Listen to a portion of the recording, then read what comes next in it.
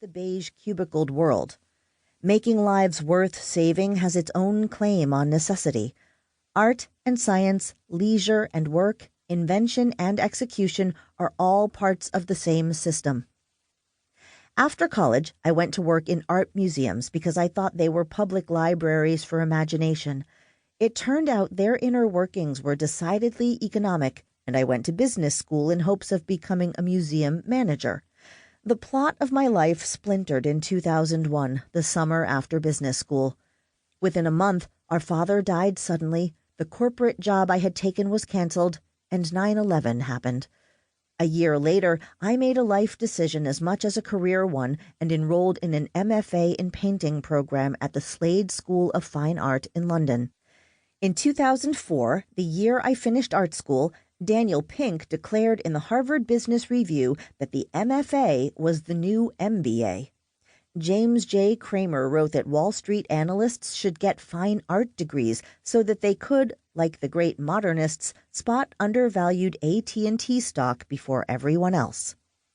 On the ground, the cultures were almost comically different.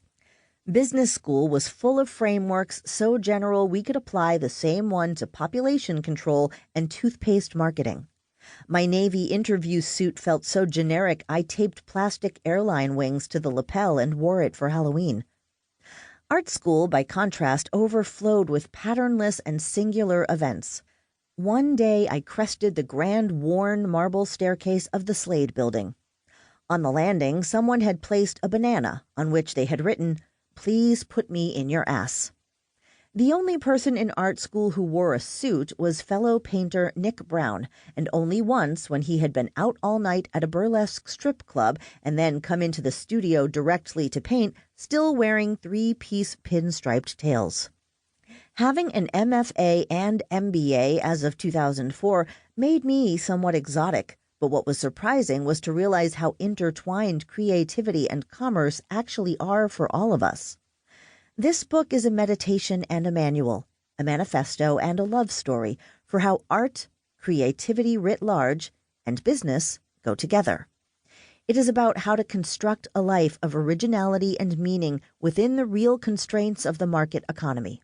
It is about how to make space for vulnerability and the possibility of failure within the world of work, with its very real and structural pressures to get things done, to win praise and adulation, and to contribute to bottom-line growth.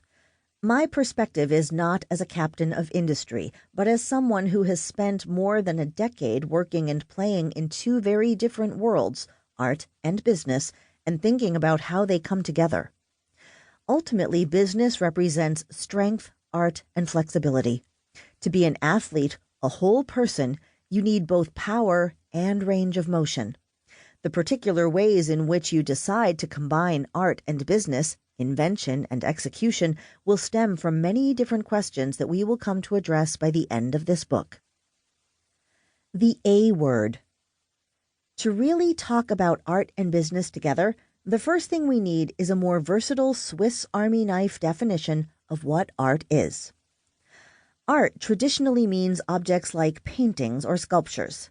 The term more recently includes the highly conceptual or de-skilled works that people puzzle over in museums and galleries.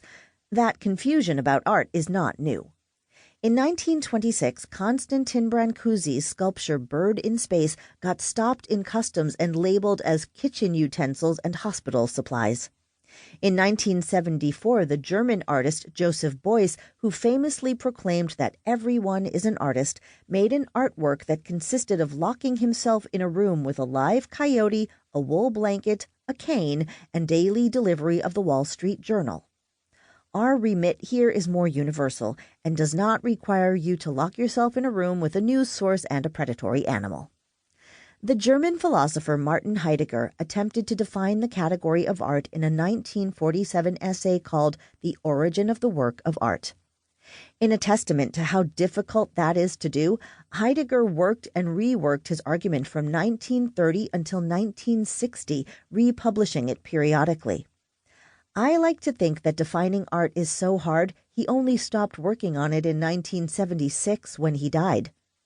To adapt a definition from Heidegger, a work of art is something new in the world that